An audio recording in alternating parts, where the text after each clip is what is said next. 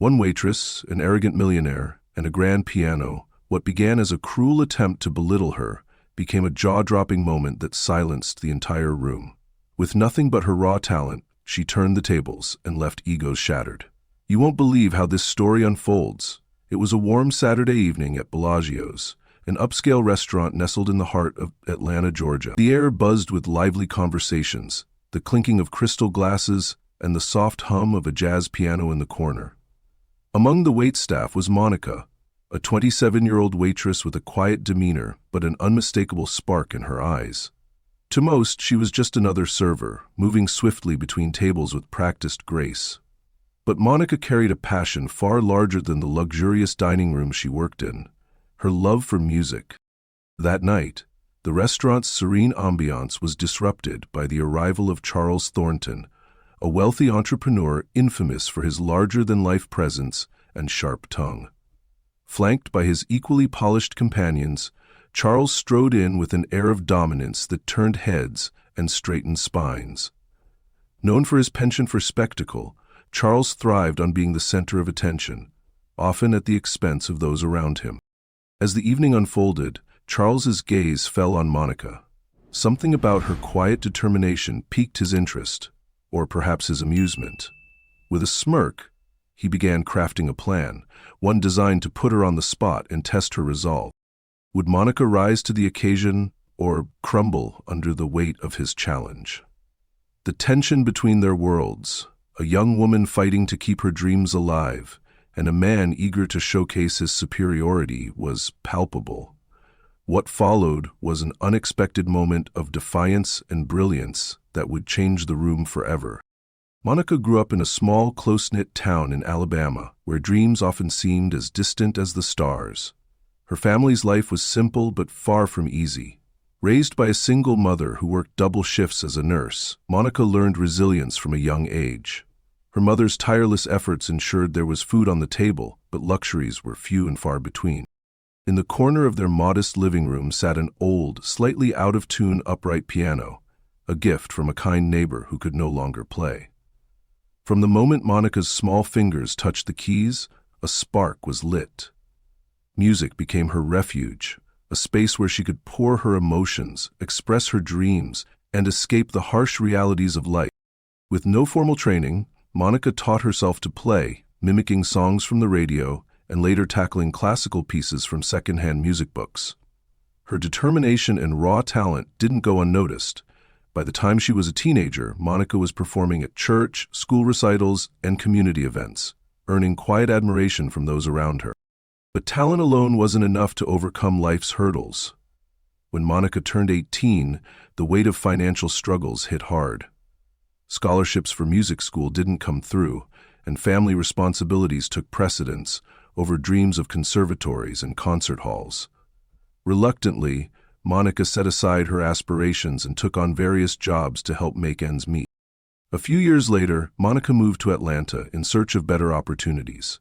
She found work at Bellagio's, an upscale restaurant with a grand piano tucked into the corner.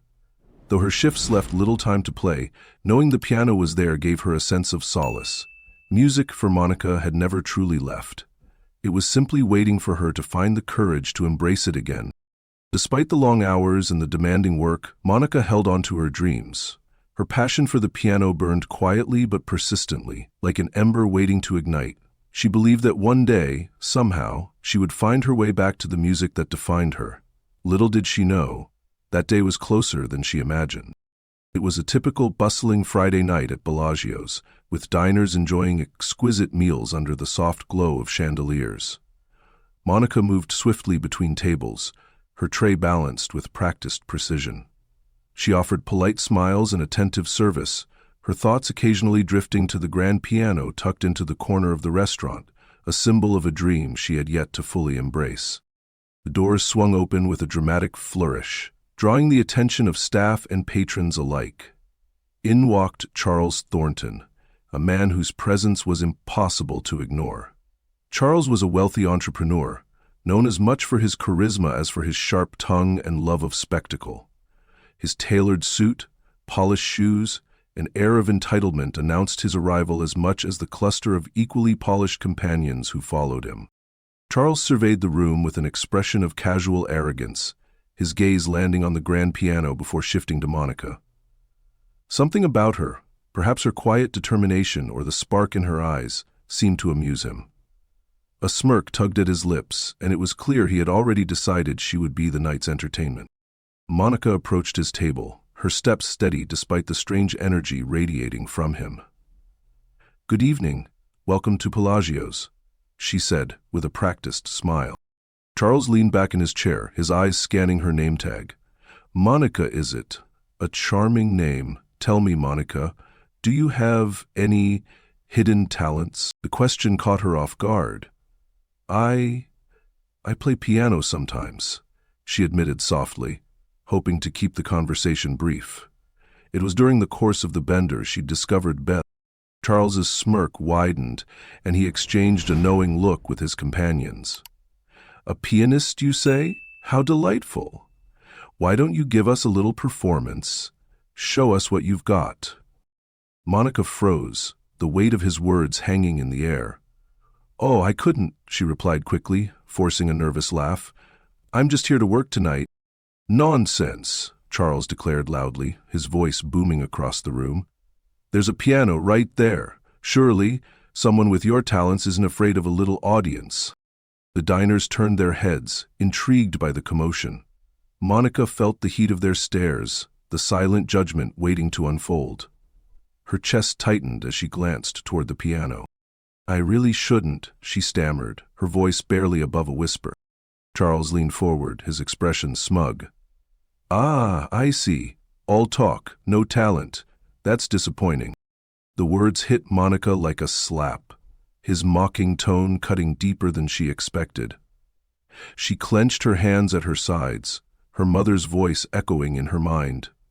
"Never let anyone make you small, Monica. You're bigger than they'll ever know." After a moment of silence, Monica straightened her back and met Charles's gaze. "Fine," she said, her voice steady but low. "I'll play." As the room bristled with anticipation, Monica took slow, deliberate steps toward the grand piano. Each step carried the weight of fear, defiance, and something else: determination. What happened next would silence the room and turn the night into an unforgettable lesson in humility and resilience. The dining room fell silent as Monica approached the grand piano, each step feeling heavier than the last. The soft glow of the chandeliers cast a spotlight on her, isolating her from the murmuring crowd. Her colleagues paused in their tasks, their eyes following her as she slid under the polished bench. The piano keys gleamed under the light, both inviting and intimidating.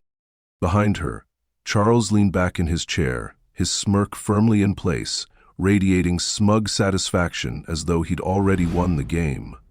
Monica hesitated, her fingers hovering over the keys, trembling slightly. She closed her eyes, steadying her breath as a rush of doubt swept over her. This wasn't a cozy church recital or a small-town event. It was a room filled with strangers, their gazes heavy with curiosity and judgment. But beneath the doubt was a quiet resolve. This wasn't about Charles or proving anything to him. This was about the music she loved, the part of herself she had hidden for far too long. Monica inhaled deeply, letting the noise of the room fade into the background, and placed her fingers firmly on the keys. The first notes were soft, hesitant, almost fragile. A ripple of whispers passed through the crowd, but Monica didn't let it deter her. The melody of Clair de Lune by Claude Debussy began to unfold, delicate and haunting, weaving its way through the air. As she played, the music seemed to take on a life of its own. Each note poured out like a piece of her story, the sacrifices her mother made, the nights she spent practicing on an out-of-tune piano, the weight of dreams deferred but never abandoned. Her hands moved with growing confidence, the chords swelling with emotion. The earlier hesitation melted away, replaced by a grace and fluidity that captivated the room. Chatter that had filled the restaurant moments before was gone. Diners sat frozen, their forks poised mid-air, their eyes fixed on Monica. Even Charles, who had been whispering to his companions, fell silent. His smirk faded as the sheer beauty of the performance began to sink in. The music soared, and Monica lost herself in the rhythm. She wasn't a waitress anymore, and she wasn't just a dreamer. She was an artist. Each note seemed to carry a message, a defiance of the limits imposed on her by life, by circumstances, by the very man who had tried to humiliate her. By the time she struck the final chord, the room was utterly still. The sound lingered in the air like a whisper, the emotional weight of the performance hanging heavily over the audience. For a moment, there was no sound, only the quiet hum of the piano's resonance. Monica sat frozen, her hands resting lightly on the keys, unsure of what would come next. And then, as though released from a spell, the room erupted into applause. It started tentatively with a few claps, but quickly grew into a thunderous ovation. Diners stood from their seats, their faces lit with admiration and awe. Even Monica's colleagues, who had watched her from the sidelines, joined in, their cheers echoing through the room. Monica turned slightly on the bench, her eyes scanning the sea of faces. She saw something in their expressions she hadn't expected: respect, admiration, and even awe. The patrons who had once seen her as just a server now recognized her for what she truly was. Charles, however, remained seated. His hands clapped slowly, the sound hollow compared to the fervent applause around him. The confident smirk he had worn all evening was gone, replaced by a forced neutrality that betrayed his discomfort. Monica met his gaze for a brief moment, her expression calm but unreadable. As the applause began to fade, Monica stood, her legs trembling slightly but her back straight. She gave a small, polite nod to the crowd, her lips curving into a faint smile. The night wasn't over, and Monica still had tables to serve, but something inside her had shifted. She walked back to her station with her head held high, her movements more deliberate and confident. The performance wasn't just about proving her talent. It was a reclaiming of her identity, a declaration that she was more than her circumstances. For the rest of the evening, patrons stopped her to offer kind words and praise. "You're incredible," an older woman said softly. "Don't let anyone tell you otherwise." Monica thanked them with quiet humility, her heart swelling with gratitude. As she resumed her work, she noticed Charles and his companions had grown quiet. The bravado that once filled their corner of the restaurant had evaporated, leaving only an awkward silence. Monica smiled inwardly, knowing she had changed the tone of the evening not just for herself, but for everyone in the room. For the first time in years, she felt a renewed sense of purpose, a certainty that her dreams were not only valid, but worth pursuing. The last notes of Monica's performance lingered in the air, like the final whisper of a profound story. The room remained silent for a beat, as if no one dared to break the spell she had cast. Then, a slow clap began, followed by another, until the entire dining room erupted into thunderous applause. At last the chanting began, while the whole crowd stamped, connoting the first reading. Monica stood slowly from the piano bench, her legs trembling beneath her. She turned to face the audience, her hands clasped in front of her as waves of appreciation washed over her. Diners rose to their feet, clapping and cheering with enthusiasm she hadn't anticipated. The intensity of their applause brought tears to her eyes, but she blinked them away, her heart swelling with an emotion she hadn't felt in years: pride. Her co-workers, who had watched anxiously from the sidelines, broke into broad smiles and joined the ovation. A few even whistled, their earlier hesitation replaced with genuine admiration. Monica's quiet talent had been their best-kept secret, but tonight it was on full display. Charles, however, sat frozen in his chair, his smirk now completely gone. His slow, reluctant clap sounded hollow against the backdrop of the room's fervid cheers. The confidence and bravado that once defined him seemed to shrink under the weight of Monica's quiet triumph. His companions avoided eye contact, their earlier amusement now replaced with discomfort and perhaps even shame. Monica met Charles's gaze briefly. There was no malice in her expression, only quiet strength. The tables had turned and both of them knew it. Whatever power he thought he had over her had evaporated, leaving him exposed and humbled. As the applause subsided, Monica offered a small, polite nod to the diners. "Thank you," she said softly, her voice steady despite the whirlwind of emotions inside her. She returned to her station, her head held high and her heart alight with newfound confidence. For the rest of the evening, patrons stopped her to offer kind words and encouragement. "You are absolutely breathtaking," an older woman said, touching Monica's arm gently. "Don't ever stop playing." Sarah described a meeting at the restaurant as a way for her to experience something company-wise, a flow. "You've got a gift," added a man who had been dining with his family. "The world needs to hear it." Their words were more than compliments, they were affirmations of everything Monica had ever dreamed of. She thanked them with quiet humility, the gratitude shining in her eyes. Even as the diners returned to their meals, the energy in the room remained electric, forever changed by Monica's performance. Her colleagues exchanged knowing smiles and offered subtle nods of encouragement as she passed by. Though the work was the same, Monica felt different. Each step she took felt purposeful, her confidence blooming like a flower finally reaching the sunlight. Later that night, as Monica cleared the last table, a man approached her. He was well-dressed but understated, his demeanor warm and approachable.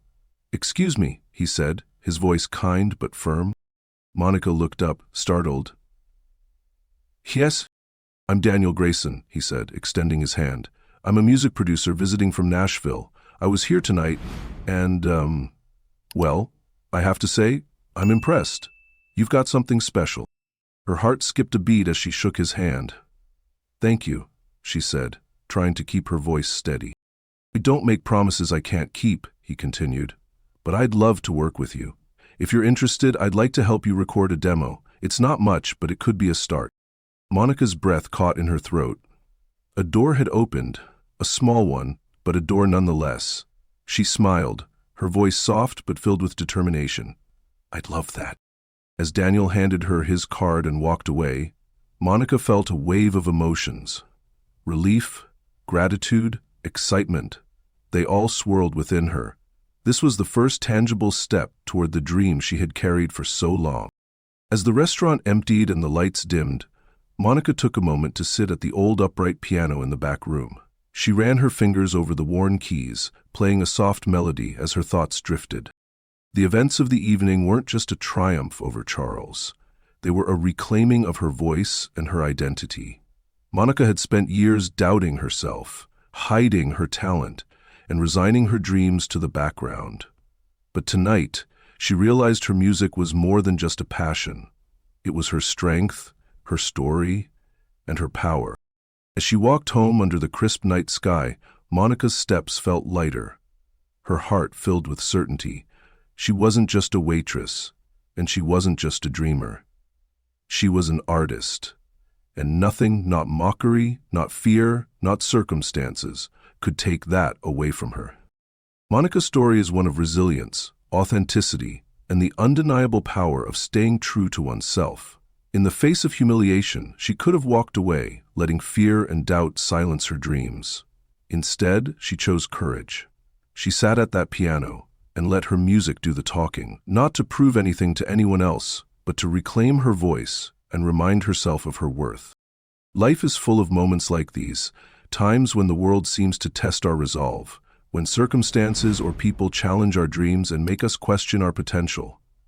It's easy to give in, to shrink back and let those moments define us. But Monica's story is a powerful reminder that we have a choice.